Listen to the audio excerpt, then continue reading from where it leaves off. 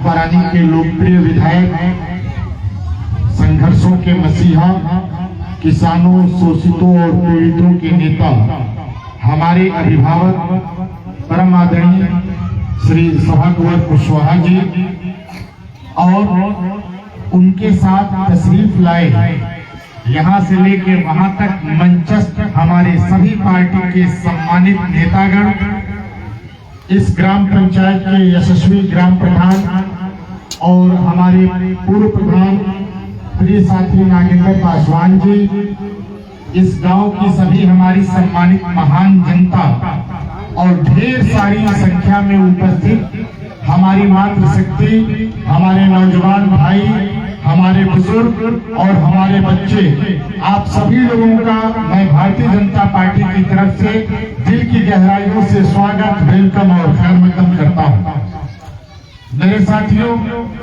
ये चुनावी समय चल रहा है और मुझसे पहले अभी आप लोगों ने दो मुख्य वक्ताओं को सुन लिया और मोदी जी, योगी जी के बारे में और इस चुनाव के बारे में, प्रत्याशी के बारे में, हम लोगों के आने के विषय के बारे में उन्होंने विस्तार से आप लोगों को समझा दिया। तो मैं मुख्तसर में यानी बहुत कम शब्दों में अपनी बात को आप लोगों के बीच में रख करके गुजर जाऊंगा। एक शायर ने कहा है कि एक चिरागे इश्क से जलते गए कितने चिराग, एक चिरागे इश्क से जलते गए कितने चिराग, खाक का है जरा माहो के कसा बनता गया, और मैं अकेला ही चला था जानिबे मंजिल, मगर लोग साथ आते गए और कारवां बनता गया, लोग साथ आते गए और कारवां बनता गया। मेरे साथियों, आप लोग आए हैं सुनने के लिए, तो जो बात समझ में आए या आपको अच्छी लगे तो उत्साह वर्धन के लिए ताली भी जरूर बजानी चाहिए। बात अगर समझ में आ जाए तो आप ताली बजा देंगे तो मैं समझ जाऊंगा कि मेरी बात आपके बीच तक पहुंच चुकी है, और इस तरीके से आप लोग बिल्कुल खामोशी से बैठे रहेंगे तो मुझे ये लगेगा कि शायद मेरी बात आप लोगों को समझ में नहीं आ रही है। अभी हमारे गुरुजी और जिले के उपाध्यक्ष और लोकसभा के सह संयोजक परम आदरणीय श्री अजय कुमार दुबे जी ने बहुत शानदार भाषण दिया है। वो लोग जरूर हाथ उठाएं जो लोग इनके भाषण को समझ नहीं पाए हैं। देखिए, आप लोग फंस गए ना, इसलिए बिल्कुल जिंदा दिली के साथ बैठिए, इत्मीनान से बैठिए और समझने की कोशिश कीजिए, इसलिए कि लड़ाई कहां से कहां पहुंच चुकी है इस देश में। मैं तो दावे के साथ कहता हूं कि कहीं कोई लड़ाई नहीं है, सिर्फ एक लड़ाई चल रही है कि किस तरीके से गठबंधन करके जनता को गुमराह करके मोदी को हरा दिया जाए। क्यों मोदी को हराया जाए? क्यों ये सपा वाले, बसपा वाले, कांग्रेस वाले, ममता वाले, ये तेजस्वी यादव, ये सारे जो लालू यादव की पार्टी है, ये सारे लोग क्यों भिड़े हैं मोदी को हराने के लिए? इसलिए कि ये मोदी जब से आए हैं सबका दाना पानी बंद हो चुका है, सबका भ्रष्टाचार बंद हो चुका है, सबकी लूटपाट बंद हो चुकी है, सबका खेल खत्म हो चुका है। या तो कोई जेल में है, नहीं तो कोई जेल में है मेरे साथियों, और जितने भ्रष्टाचारी हैं या तो वो जेल के अंदर है, नहीं तो योगी सरकार में दुनिया को छोड़ के जा चुके हैं।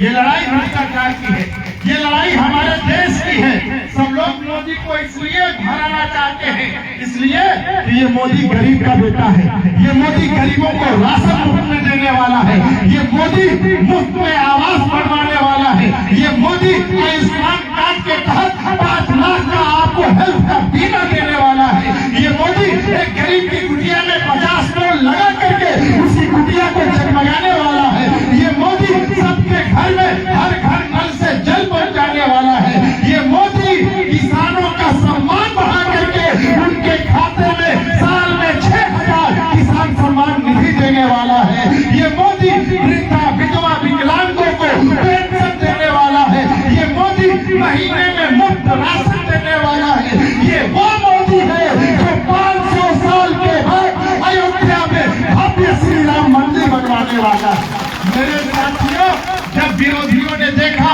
कि इस तीव्र गति से अगर विकास चलेगा, इस तीव्र गति से सनातन संस्कृति का उत्थान होगा, इस तीव्र गति से अगर भारत की अर्थव्यवस्था मजबूत होगी, इस तेज गति के साथ अगर गरीबों के आंसू पोंछे जाएंगे तो वो दिन दूर नहीं